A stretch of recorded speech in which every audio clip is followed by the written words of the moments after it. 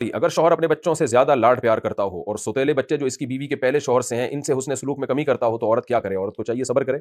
उसने आपके बच्चे रख लिए, इसी पर अल्लाह का शुक्र अदा करें। ये कुछ चीज़ें नेचुरल होती हैं। बाज़ मर्द तो फ़र्क नहीं करते अपने और सौतेले बच्चों में, बहुत अच्छी बात है।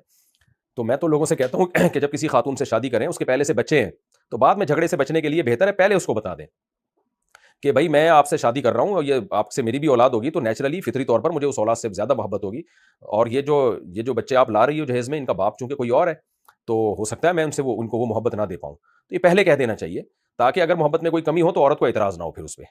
तो आप खातून हैं ना, खुद भी तो सोचें कि क्या आप अपने शौहर की पहली बीवी के बच्चे से इस तरह मोहब्बत करेंगी, अगर उसके भी पहले से बच्चे हों?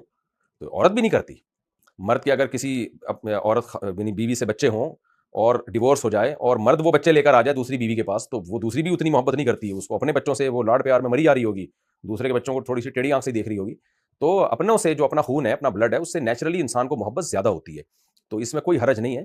तो इसलिए आपको शेल्टर दे दिया, आपके शौहर ने आपके बच्चों को एक शेल्टर दे दिया, इस पे अल्लाह का शुक्र अदा करें। बाकी मशवरा मैं आपके शौहर को देता हूँ, भाई उनसे भी बहुत ज़्यादा मोहब्बत कर लो, बहुत सवाब मिलेगा।